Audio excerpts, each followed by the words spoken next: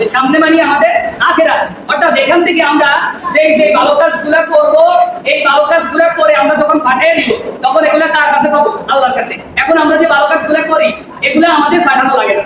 এই যে আমাদের দুই কাঁধের ভিতরে কে আছে? কিরামান কাতিবিন, লেখক ফেরেশতারা আছে, তারা এগুলা লিপিবদ্ধ করে।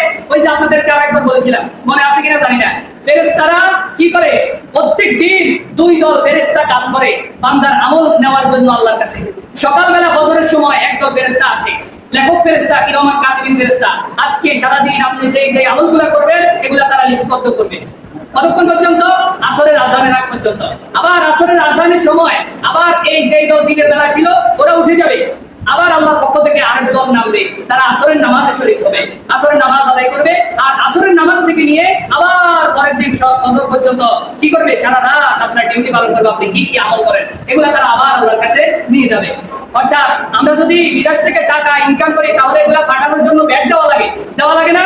সুবহানাল্লাহ, আল্লাহ তাআলা আমাদের জন্য ব্যাট ছাড়াই কি করে রেখেছেন? বর্তমানে বিকাশের ব্যবস্থা, যেটা বিকাশের ব্যবস্থা করে রেখেছেন। কোনো ব্যাট লাগে না, কিছু লাগে না, এমনি আমাদের আমলগুলো বসে যায়। আল্লাহ তাআলা আমাদের উপরে এত রহম করেছেন, এত দয়া করেছেন, এই জন্য আমরা যা সামনে প্রেরণ করবো এগুলা সব আমরা আল্লাহর কাছে পাবো। আল্লাহ তাআলা বলেন, আহলে কিতাবদের মধ্যে এমন কিছু লোক আছে যারা আমাদেরকে ঈমান গ্রহণ করার পরে আবার কুফরের দিকে নিতে চায়। তোমরা ঈমানদার হইছো, মুসলমান হইছো, কিন্তু আহলে কিতাব অর্থাৎ ইহুদি খ্রিস্টানদের ভিতরে এমন কিছু লোক আছে যে তোমাদেরকে আবার কি বানাইতে চায়? কাফের বানাইতে চায়, আবার তোমাদেরকে আল্লাহর হুকুম অমান্যকারী বানাইতে চায়। আছে না? নাই, এখনো আছে। এই যে উত্তরবঙ্গের দিকে মিশরীরা অর্থাৎ খ্রিস্টান মিশরীরা কাজ করে, হাজার হাজার মুসলমানদেরকে তারা কি বানাইছে? খ্রিস্টান বানাইছে। এরকম বহুত আছে। অর্থাৎ কিভাবে বানায়? অর্থের লোভ দিয়ে বানায়, টাকার লোভ, ক্ষমতার লোভ, সম্পদের লোভ, এরকম লোভ দিয়ে তারা কি করে? মুসলমানদেরকে আবার তারা কাফের বানায়। এই জন্য আল্লাহ বলতেছে, আহলে কিতাবদের মধ্যে এমন কিছু লোক আছে যারা কি করে? তোমরা ঈমান আনছো, ঈমান আনার পরে তারা আবার তোমাদেরকে কাফের বানাইতে চায়। সম্মানিত হাজিরিন, আজকে আমরা সূরাতুল বাকারা 157 নম্বর আয়াত থেকে আলোচনা শুরু করব। وما نريد إلا بالله سبحانك لا علم لنا إلا ما علمتنا إنك أنت العليم الحكيم رب زدني علما رب زدني علما رب زدني علما رب اشرح لي صدري ويسر لي أمري واحلل عقدة من لساني يفقهوا قولي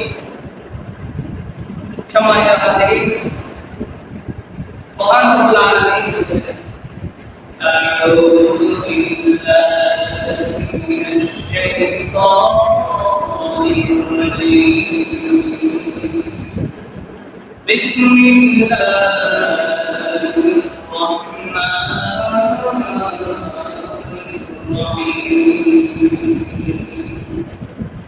ইয়া আইয়ুহাল্লাযীনা راعنا وقولوا انظرنا واسمعوا وللكافرين عذاب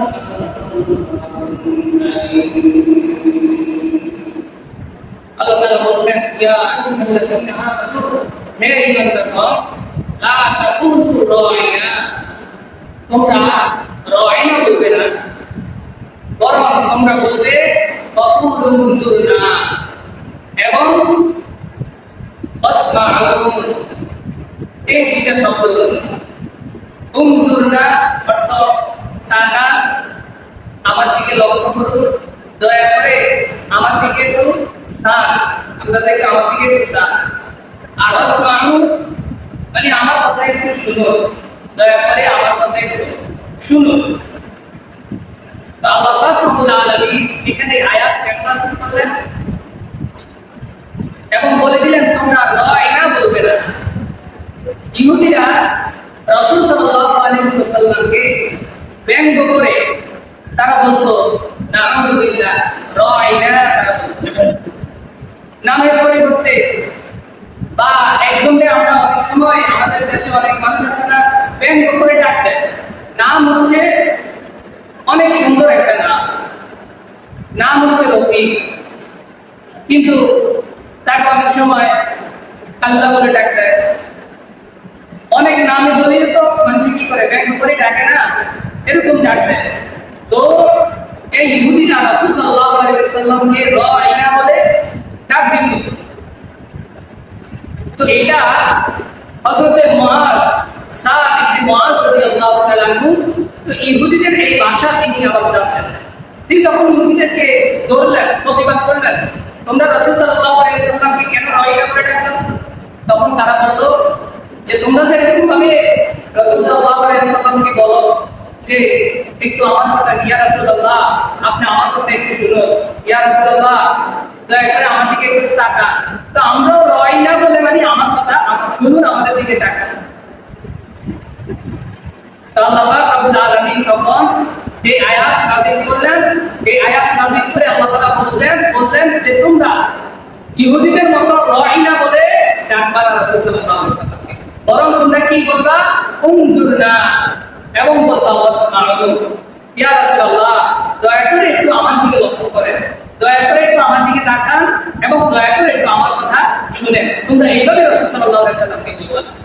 এই ঘটনার প্রেক্ষিতে আল্লাহ তাআলা এই আয়াত নাযিল করেছেন এবং আল্লাহ তাআলা বলে দিলেন, ওয়ালিল কাফিরিনা আযাবুন আলীম, আর কাফেরদের জন্য রয়েছে যন্ত্রণাদায়ক শাস্তি।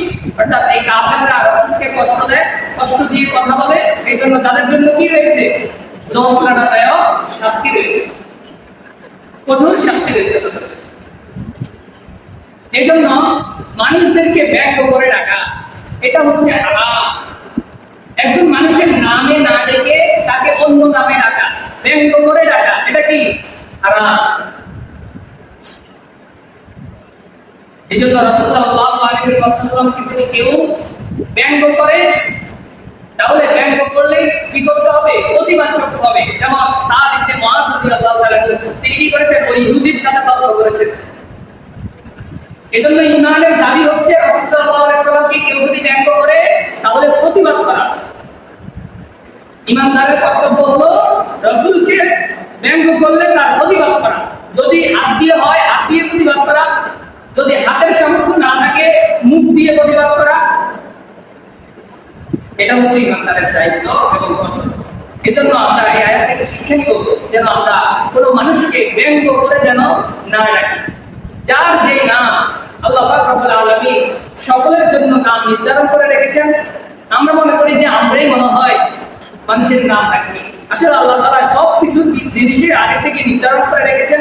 এই জন্য যার যেটা নাম ওই নাম ধরে ডাকা। অনেক সময় আমরা এই দেখি অনেকে অনেক নামে ডাকে। আসলে যে এই নামে ডাকার কারণে ওই ব্যক্তি মনে মনে কষ্ট পায়, এটা কিন্তু সে মুখ খুলে বলতে পারে না, কিন্তু সে মনে আঘাত পায়, কষ্ট পায়। এই জন্য এদিকে খেয়াল রাখা। আল্লাহ পাক রব্বুল আলামিন আমাদেরকে এই সমস্ত কাজগুলো থেকে বিরত থাকার তৌফিক দান করে, সবাই বলি আমিন। তারপরে 105 নম্বর আয়াত, মা ইয়াওয়াদুল্লাযীনা কাফারু ওয়া মিন আহলিল কিতাবি ওয়াল মুশরিকিনা আন ইউনাজ্জালা আলাইকুম মিন খায়রিন মির রাব্বিকুম والله يختص برحمته من يشاء والله ذو الفضل العظيم। আল্লাহ তাআলা বলতেছেন, মা ইয়াওয়াদুল্লাযীনা কাফারু মিন আহলিল কিতাব ওয়াল মুশরিকিন আন ইউনাজ্জালা আলাইকুম মিন খায়রিন মির রাব্বিকুম। আহলে কিতাবীদের মধ্যে যারা অবিশ্বাসী অর্থাৎ কুফরি করে আল্লাহর সাথে, আর যারা মুশরিক অর্থাৎ যারা আল্লাহর সাথে অন্য কিছুকে সমকক্ষ মনে করে, মূর্তি পূজা করে, তারা চায় না যে তোমাদের উপরে রবের পক্ষ থেকে, আল্লাহর পক্ষ থেকে কোনো কল্যাণ অবতীর্ণ হয়। আল্লাহ তাআলা এখানে বললেন যে আহলে কিতাবরা, আহলে কিতাব তারা ইহুদি এবং খ্রিস্টানরা বর্তমানে। কারণ ইহুদিরা যারা, ইহুদিদের উপরেও কিতাব নাযিল হয়েছিল এবং খ্রিস্টানদের উপরেও কিতাব নাযিল হয়েছিল, কিন্তু তারা এই কিতাব এখন মানে না। কিন্তু তারা হচ্ছে আহলে কিতাব।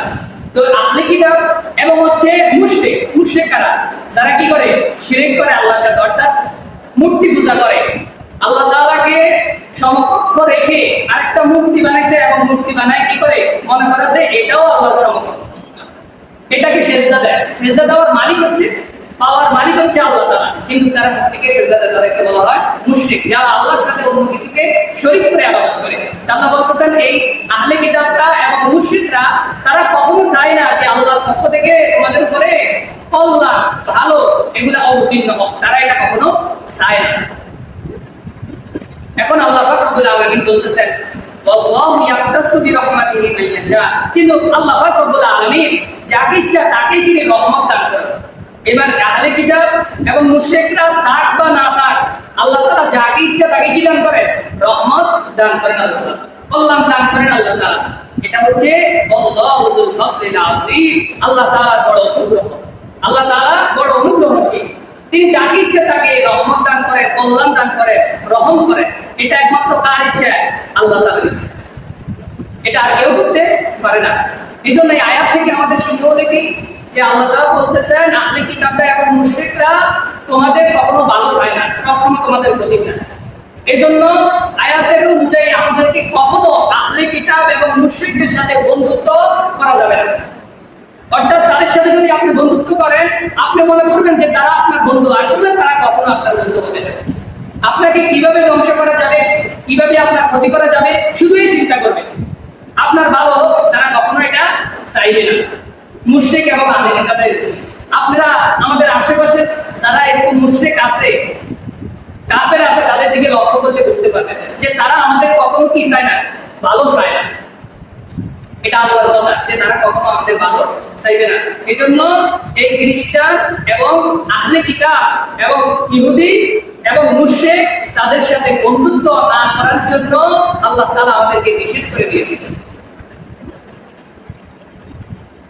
তারপরে 106 নম্বর আয়াত, মা নানসাখ মিন আয়াতিন আও নুনসিহা না'তি বিখাইরিন মিনহা আও মিথলিহা আলাম তা'লাম আন্নাল্লাহা আলা কুল্লি শাইইন কাদির। আল্লাহ তাআলা বলতেছেন মা নানসাখ মিন আয়াতিন আও নুনসিহা না'তি বিখাইরিন মিনহা আও মিথলিহা। আল্লাহ বলেন আমি যদি কোনো আয়াতকে রহিত করে দেই, বাদ দিয়ে দেই, তাহলে তার পরিবর্তে আমি আরো উত্তম আয়াত, উত্তম জিনিস নিয়ে আসি অথবা তার মতোই কিছু নিয়ে আসি। অর্থাৎ আল্লাহ পাক রব্বুল আলামিন মানুষের অকল্যাণ হবে, তার বান্দার কষ্ট হবে, সে এই কাজ করতে পারবে না, এই আদেশ পালন করতে পারবে না, এমন আদেশ আল্লাহ তাআলা কখনো দেন না। এমন আদেশ কখনো আল্লাহ তাআলা দেন নাই যেটা তার বান্দার জন্য, মানুষের জন্য কষ্টকর হবে, এমন আদেশ আল্লাহ তাআলা দেন নাই। তো আল্লাহ পাক রব্বুল আলামিন মা নানসাখ মিন আয়াতিন বলেছেন যে আল্লাহ তাআলা কতগুলো আয়াতকে রহিত করে দিয়েছেন, বাদ দিয়ে দিয়েছেন। কোরআনের ভিতরে এমন কিছু আয়াত ছিল যে আয়াতগুলো আল্লাহ পাক রব্বুল আলামিন রাসূলকে প্রথম জানাইছে, পরে আল্লাহ পাক রব্বুল আলামিন এগুলো আবার বাদ দিয়ে দিয়েছেন। এটাকে কোরআনের ভাষায় বলা হয় নাসিখ মানসুখ বলা হয়। যে আল্লাহ পাক রব্বুল আলামিন কতগুলো আয়াত আগে এক রকম ছিল, আদেশ করেছেন এবং আবার অন্য আয়াত নাযিল করে আল্লাহ তাআলা কি করে দিয়েছেন, ওই আয়াতের হুকুমটা বাদ দিয়ে দিয়েছেন। যেমন মদের বিষয়ে আল্লাহ তাআলা প্রথম মদের বিষয়ে আয়াত নাযিল করলেন যে মদ হচ্ছে একটা ক্ষতিকর জিনিস, তোমরা এই মদ পান করবে না, তবে এর ভিতরে কিছু কল্যাণ আছে, প্রথমে এটা নাযিল করলেন। তারপরে আল্লাহ পাক রব্বুল আলামিন আবার আয়াত নাযিল করলেন ওয়ালা তাকরাবুস সালাত, যে তোমরা কি করবে না, তোমরা মদ খেয়ে নামাজ আদায় করবে না, নামাজে যাইবে না, নামাজ পড়বে না। 2 নম্বর। 3 নম্বরে আল্লাহ পাক রব্বুল আলামিন পরের আয়াতে আল্লাহ তাআলা নাযিল করেছিলেন ইন্নামাল খামরু ওয়াল মাইসিরু ওয়াল আনসাবু ওয়াল আজলামু রিজসুম মিন আমালিশ শাইতান, যে তোমরা কি করবে না, মদ, জুয়া, নেশাজাতীয় জিনিস এগুলো তোমরা পান করবে না, খাইবে না, কারণ এগুলো হচ্ছে শয়তানের কাজ, এগুলো হচ্ছে হারাম, এগুলো করা যাবে না। এই যে প্রথমে আল্লাহ তাআলা বলেছেন কি মদ ক্ষতিকর জিনিস, তবে এর ভিতরে কল্যাণ আছে। তারপরে যখন বললো যে তোমরা মদ খাই, নামাজে যাইবে না, সাহাবায়ে কেরাম কি করতেন, অনেকেই যারা মদ খাইতো, সাহাবীদের ভিতরে অনেকে মুশরিক ছিল না আগে, তো যারা মদ খাইতো তারা কি করতো, নামাজের আগে মদ খাইতো, খাইতেই তারপরে কি করতো, নামাজ পড়তে যেত। করে। তো আবার কি করলেন আল্লাহ পাক রব্বুল আলামিন, এই আয়াতটা রহিত করে দিলেন, এবার না তোমরা আর মদ খেতে পারবে না, নেশা জাতীয় কোনো জিনিস তোমরা খাইতে পারবে না। যখন ইমানদারদের ইমান তাজা মজবুত হয়েছে তখন আল্লাহ তাআলা এই আয়াত নাযিল করে দিলেন। এই আয়াত নাযিল করার মাধ্যমে আগের যেই হুকুম দুইটা ওই হুকুম দুইটা কি হয়ে গেছে, বাদ হয়ে গেছে। আল্লাহ তাআলা এই কথাই বলেছেন যে আল্লাহ পাক রব্বুল আলামিন যদি কোনো কিছু রহিত করে দেয়, আল্লাহ তাআলা তার পরিবর্তে ভালো কিছু আর উত্তম কিছু দেন, অথবা তার চেয়েও তার মতনই কিছু দান করেন। এই জন্য আল্লাহ পাক রব্বুল আলামিন যে আদেশগুলো দেন, নিষেধগুলো দেন, এগুলো হচ্ছে বান্দার কল্যাণের জন্য, ভালোর জন্য। আল্লাহ পাক রব্বুল আলামিন মানুষ সৃষ্টি করেছেন, আল্লাহ তাআলা জানেন যে মানুষের জন্য কোনটা প্রয়োজন আর কোনটা প্রয়োজন না, কোনটা তাদের জন্য ভালো আর কোনটা তাদের জন্য খারাপ, এটা জানেন কে? আল্লাহ তাআলা। এই জন্য তিনি আদেশ কি করেন, যা আদেশ করেন যদি সেটা কল্যাণকর হয় তাহলে সেটা রাখেন, আর না হয় সেটা রহিত করে দেন, বাদ দিয়ে দেন। আল্লাহ তাআলা এই কথাই আয়াতের ভিতরে বলেছেন। তারপরে বলেন আলাম তাআলামু আন্নাল্লাহা আলা কুল্লি শাইইন কাদির। আল্লাহ তাআলা বলেন হে রাসূল আপনি কি জানেন আল্লাহ তাআলা সব কিছুর উপরে ক্ষমতাবান, অর্থাৎ তিনি যখন যা চাইবেন তিনি তখন তা কি করবেন, ক্ষমতা প্রয়োগ করবেন। যখন যেটা পরিবর্তন করার ইচ্ছা করবেন তখন সেটা তিনি পরিবর্তন করবেন। আল্লাহ তাআলার হুকুমের উপরে আর কোনো কারো কি নাই, হুকুম নাই। আল্লাহ তাআলার আদেশের উপরে আর কোনো কারো আদেশ নাই। আল্লাহ তাআলা এটাই বলেছেন।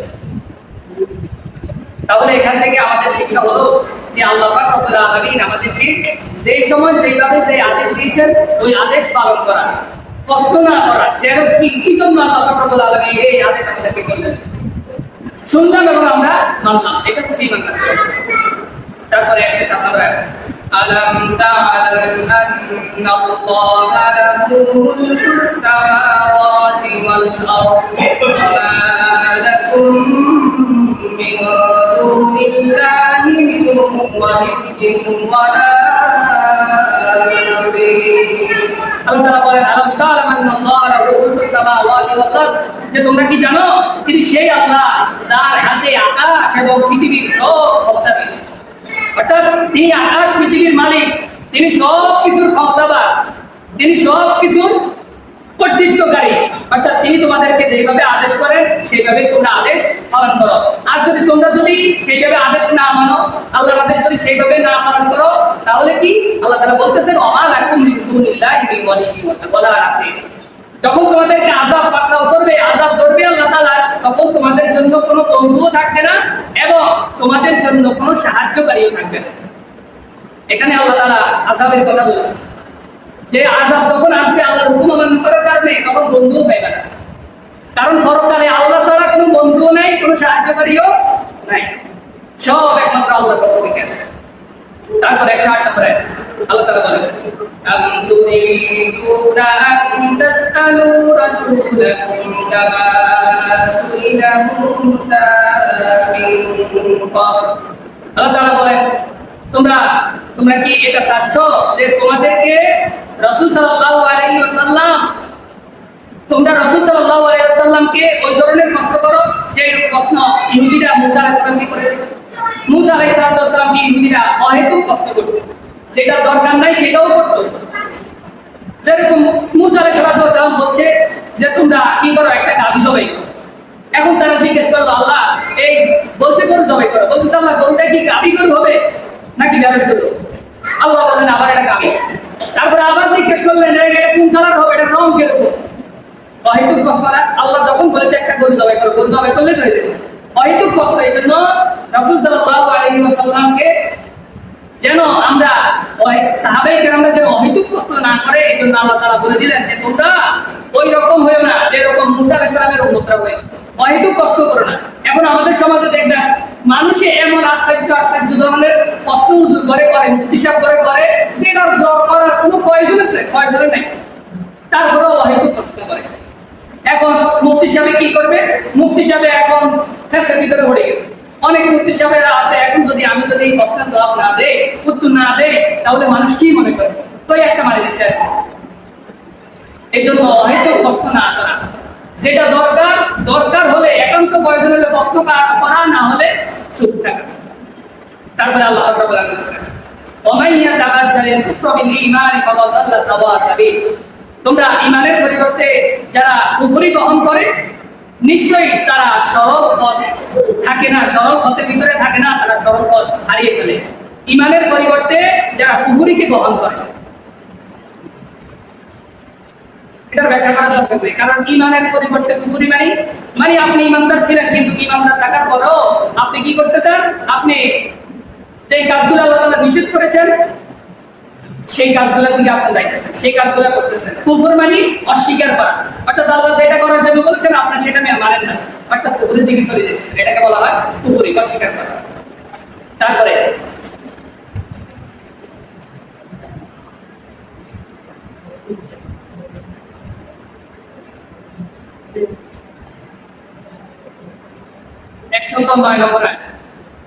ود كثير من أهل الكتاب لو يردونكم من بعد إيمانكم كفارا।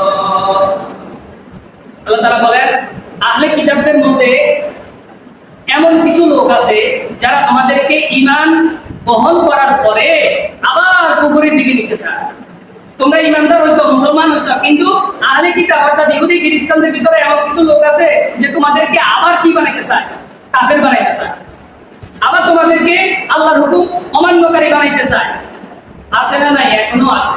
এই যে উত্তরবঙ্গের দিকে মিশনারিরা অর্থাৎ খ্রিস্টান মিশনারিরা কাজ করে, হাজার হাজার মুসলমানদেরকে তারা কি বানাইছে? খ্রিস্টান বানাইছে। এরকম বহুত আছে। অর্থাৎ কিভাবে বানায়?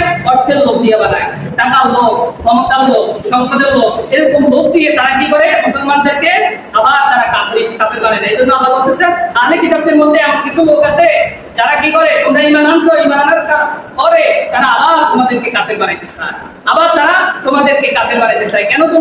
কেন তারা তোমাদেরকে কি করে কাফের বানাইতে চায়? আল্লাহ বলতেছেন, حسدا من عند أنفسهم من بعد ما تبين لهم الحق। এটা হলো তাদের প্রতিহিংসা, অর্থাৎ তারা হিংসা করে তারা তোমাদেরকে এই কাজ করাতে বাধ্য করে, তোমাদেরকে কাফের বানায়। কারণ তারা জানে যে আমরা তো জান্নাতে যাইতে পারবো না, অর্থাৎ আমরা এই মুসলমানদেরকেও জান্নাতে যাইতে দিব না। আমাদের মানুষের ভিতরে অনেকে ভালো কাজ করলে যখন সে অনেক সম্পদ উপার্জন করে বা ভালো কিছু করে, তখন আর জন্য হিংসা লাগে না? তো ইহুদি খ্রিস্টানদের ভিতরে, আহলে কিতাবদের ভিতরে এরকম কিছু লোক আছে জানে যে মুসলমানরা হকের উপরে আছে, এখন এরা হিংসাবশত তাদেরকে মুসলমান থাকতে দেয় না। আল্লাহ তাআলা বলতেছেন যে সত্য প্রকাশ হওয়ার পরেও তারা এই ধরনের কাজ করে। সত্য জানে, সবকিছু জানে, জানার পরেও তারা এই ধরনের কাজ করে। তারপর আল্লাহ তাআলা বলতেছেন, فاعفوا واصفحوا حتى يأتي الله بأمره। যতক্ষণ না পর্যন্ত আল্লাহ তাআলার আদেশ না আসে ততক্ষণ পর্যন্ত তাদেরকে তোমরা ক্ষমার দৃষ্টিতে দেখো। অর্থাৎ যারা এইরকম কাজ করে তাদেরকে ততক্ষণ পর্যন্ত ক্ষমার দৃষ্টিতে, যতক্ষণ না আল্লাহর আদেশ না আসে। আদেশ মানে আল্লাহর যুদ্ধের আদেশ যতক্ষণ পর্যন্ত না আসে ততক্ষণ পর্যন্ত তাদের দিকে ক্ষমার দৃষ্টিতে দেখো। এখন আমরা তাদের দিকে ক্ষমার দৃষ্টিতে তাকাইতেছি, কারণ আমাদের এখন ওই রকম শক্তি সামর্থ্য নাই। এজন্য আমরা চুপ করে আছি, ক্ষমার দৃষ্টিতে তাকিয়ে আছে। যখন আল্লাহর আদেশ এসে যাবে তখন সেই ফয়সালা আবার শুরু হয়ে যাবে। তারপর আল্লাহ তাআলা বলতেছেন, ইন্নাল্লাহা আলা কুল্লি শাইইন কাদির। নিশ্চয়ই আল্লাহ তাআলা সকল বিষয়ের উপরে তিনি ক্ষমতাদান এবং তিনি সবকিছুর ক্ষমতা রাখেন। তারপরে 110 নম্বর আয়াত, ওয়াকিমুস সালাতা ওয়া আতুজ যাকাত। তোমরা নামাজ কায়েম করো এবং যাকাত আদায় করো। وما تقدموا لأنفسكم من خير تجدوه عند الله। তোমরা নিজেদের জন্য যেই ভালো কাজগুলো সামনে প্রেরণ করেছো তা আল্লাহ তাআলার কাছে তোমরা অবশ্যই পাবে। এগুলো আল্লাহ তাআলা রেখে দিয়েছে তোমাদের জন্য, এগুলো অবশ্যই তোমরা পাইবে। সামনে মানে হচ্ছে আখিরাত। আমাদের সামনে কি? আখিরাত। গত সপ্তাহের আগের সপ্তাহ মনে বলছিলাম যে সামনে মানে আমাদের আখিরাত, অর্থাৎ এখান থেকে আমরা যেই ভালো কাজগুলো করব, এই ভালো কাজগুলো করে আমরা যখন পাঠিয়ে দিব তখন এগুলা কার কাছে পাবো? আল্লাহর কাছে। এখন আমরা যে ভালো কাজগুলো করি এগুলো আমাদের পাঠানো লাগে না। এই যে আমাদের দুই কানের ভিতরে কে আছে? কিরামান কাতিবিন, লেখক ফেরেশতারা আছে, তারা এগুলা লিপিবদ্ধ করে। ওই যে আপনাদেরকে আরেকবার বলেছিলাম, মনে আছে কিনা জানি না, ফেরেশতারা কি করে? প্রত্যেক দিন দুই দল ফেরেশতা কাজ করে বান্দার আমল নেওয়ার জন্য আল্লাহর কাছে। সকালবেলা ফজরের সময় একদল ফেরেশতা আসে, লেখক ফেরেশতা কিরামান কাতিবিন ফেরেশতা আজকে সারা দিন আপনি যে আমলগুলো করবেন এগুলা তারা লিপিবদ্ধ করবে। কতক্ষণ পর্যন্ত? আসরের আযানের আগ পর্যন্ত। আবার আসরের আযানের সময় আবার এই যে দল দিনের বেলা ছিল ওরা উঠে যাবে, আবার আল্লাহর পক্ষ থেকে আরেক দল নামবে, তারা আসরের নামাজে শরীক হবে, আসরের নামাজ আদায় করবে। আর আসরের নামাজ থেকে নিয়ে আবার পরের দিন ফজর পর্যন্ত কি করবে? সারা রাত আপনার ডিউটি পালন করবে, আপনি কি কি আমল করেন এগুলা তারা আবার আল্লাহর কাছে নিয়ে যাবে। অর্থাৎ আমরা যদি বিদেশ থেকে টাকা ইনকাম করি তাহলে এগুলা পাঠানোর জন্য ব্যাট দেওয়া লাগে না? সুবহানাল্লাহ, আল্লাহ তাআলা আমাদের জন্য ব্যাট ছাড়াই কি করে রেখেছেন? বর্তমানে বিকাশের ব্যবস্থা, যেটা বিকাশের ব্যবস্থা করে রেখেছেন, কোনো ব্যাট লাগে না, কিচ্ছু লাগে না, এমনি আমাদের আমলগুলো বুঝে যায়। আল্লাহ তাআলা আমাদের উপরে এত রহম করেছেন, এত দয়া করেছেন, এজন্য আমরা যা সামনে প্রেরণ করবো এগুলা সব আমরা আল্লাহর কাছে পাবো। আর এখানে বলেছেন যে খায়রিন তাজিদু ইনদাল্লাহ, যে তোমরা যে ভালো কাজগুলো করো সেগুলো আল্লাহর কাছে পাইবে পরকালে। এখন ভালো কাজ কি? ভালো কাজ হচ্ছে, ধরেন আপনি নামাজ আদায় করলেন, এটা হচ্ছে ভালো কাজ। অর্থাৎ আমরা এই যে দুনিয়ার ভিতরে যতগুলা আল্লাহ তাআলা হুকুম করেছেন মানি, করার জন্য বলেছেন করি, নিষেধ করেছেন করো না, করি না, এটাই হচ্ছে ইবাদত, এটাই হচ্ছে আমল। অর্থাৎ আল্লাহ তাআলা যেই কাজ করার জন্য বলেছেন ওই কাজ করি, যেই কাজ থেকে নিষেধ করেছেন করবা না ওইটা করি না, এটার নামই ইবাদত। অর্থাৎ আল্লাহর হুকুম মানার নামই ইবাদত। এবার আপনি যেই কোনো কাজ আল্লাহর হুকুম মতো করেন সেটাই কি? ইবাদত, সেটাই হচ্ছে ইবাদত। এজন্য আমরা যখন কি করি, এই যে নামাজ আদায় করি, নামাজ পড়বে, এখন নামাজ পড়ার জন্য আসছি, এই যে নামাজ আদায় করব, আমরা নামাজ আদায় করব, এই যে এখন আমরা নামাজ আদায় করব, নামাজ আদায় করতে আসছি, নামাজ যখন শুরু করে দিব তখন ফেরেশতারা আল্লাহ পাক রব্বুল আলামিন ফেরেশতাদেরকে অর্ডার দিয়ে দিবেন যে আমাদের জন্য আল্লাহ তাআলা যে জান্নাত বরাদ্দ করে রেখেছেন ওই জান্নাতের ভিতরে তারা আমাদের বাড়িঘর নির্মাণ করা শুরু করে দিবে। বিদেশ থেকে যেরকম টিয়া ইনকাম করে পাঠাইলে দেশের ভিতরে বিল্ডিং করা শুরু করে দেয়, কামলারা কাম করা শুরু করে যায়, ঠিক আপনি নামাজে দাঁড়াইছেন আর ওই দিক দিয়ে জান্নাতে আপনার ফেরেশতারা স্বর্ণের রূপার মেশকে আম্বরের গাঁথনি দিয়ে আপনার জান্নাতের ভিতরে বড় বড় দালান কোঠা বাড়ি এগুলা বানানো শুরু করে দিয়েছে। যতক্ষণ নামাজ পড়বেন ততক্ষণ পর্যন্ত তারা কাজ করবে, নামাজ শেষ আপনার কাজ বন্ধ, তারা কাজ বন্ধ করে দেবে। আবার আর হাদিসের ভিতরে বলা হয়েছে যতক্ষণ যেই ব্যক্তি ফজরের নামাজ পড়ার জন্য আসবে ওই ব্যক্তির কাজ ফেরেশতারা শুরু করে দিবেন ফজরের সময় থেকে নিয়ে তারা শুরু করে দিবেন। যখন সে আবার জোহরের নামাজ আদায় করবে জোহর পর্যন্ত তার কাজ চলতে থাকবে, আবার জোহর থেকে আসর যখন আদায় করবে আসর পর্যন্ত তার কাজ চলতে থাকবে, এভাবে সারাদিন তার কাজ চলতে থাকবে। জান্নাত তো বিশাল জায়গা, এটার ভিতরে হাজার হাজার লাখ লাখ, বলা হয়েছে যে ব্যক্তি কোরআন শরীফ মুখস্থ করবে 6236টি আয়াত আছে, কোন বর্ণনায় 6666টি আয়াত। তো এই আয়াতগুলো যারা মুখস্থ করবে আল্লাহ তাআলা ওই রকম কোরআনের হাফেজকে 6666 তালা একটা কি দান করবেন? বিল্ডিং দান করবেন। সুবহানাল্লাহ, 6666 তালা দুনিয়াতে আছে? হ্যাঁ, এত বড় বিল্ডিং আল্লাহ তাআলা দান করবেন। এই জন্য ফেরেশতারাও তো কাজ করতেই আছে, ঠিক না? কাজ তো করা লাগবে। এই জন্য এই যে ভালো কাজগুলো করার জন্য বলেছেন। তারপর আপনি যখন জিকির করবেন, এখন শুধু তো বাড়ি বানাইলে হবে না, যখন জিকির করবেন, জিকির করলে কি কেউ যদি বলবে সুবহানাল্লাহ, তখন আল্লাহ পাক রব্বুল আলামিন আপনার জান্নাতের ভিতরে এমন একটি গাছ লাগিয়ে দিবেন যে গাছটার ছায়া 500 বছরও যদি একটা ঘোড়া দৌড়ায় শেষ করতে পারবে না। সুস্বাদু সুস্বাদু ফলের গাছ তারা লাগাইতে থাকবে, বাগান বাগান তারা সাজাইতে থাকবে যখন জিকির করবে। জিকির মানে আল্লাহর শরণ, যে কাজ করতে যাবেন ওই কাজে জিকির করবেন, সুবহানাল্লাহ, আলহামদুলিল্লাহ, আল্লাহু আকবার, এরকম জিকির করবেন। কোরআন তেলাওয়াত করাও একটা জিকির। তারপরে যখন আপনি দান সদকা করবেন, এই দান সদকা করে আপনি যা 1 টাকা দান করছেন, এই 1 টাকাটাকে আল্লাহ তাআলা কি করবেন? লালন পালন করবেন। অর্থাৎ আপনি যেরকম বকরি, ছাগল, মেয়ে, তারপরে গরু, তারপরে উট, এগুলা একটা কিনছেন, কেনার পরে এখন আপনি লালন পালন শুরু করে দিয়েছেন। এটা লালতে ফালতে, এটা থেকে একটা হয়েছে, একটা থেকে দুইটা হয়েছে, দুইটা থেকে আবার সাইডটা থেকে 8টা, এরকম ভাবে বৃদ্ধি পায় না? একটা বড় বিশাল ভাগ হয়ে যায়। কেউ যখন এরকম 1 টাকা দান করে আল্লাহ তাআলা তার ওই টাকাটাকে লালন পালন করা শুরু করে দেয়। আর সে যখন কিয়ামতের দিন উঠবে বলবে, আল্লাহ আমি তো এত টাকা পয়সা দান করি নাই। আল্লাহ তাআলা বলবেন, তুমি অল্প দান করেছো কিন্তু আমি এগুলাকে লালন পালন করে বাড়িয়ে দিয়েছি। তারা দান সদকা করবে। তারপরে যারা কি করবে? অন্যের উপকার করবে, আল্লাহ পাক রব্বুল আলামিন সেই কিয়ামতের মুসিবতের দিন আল্লাহ তাআলা তার উপকার করবে।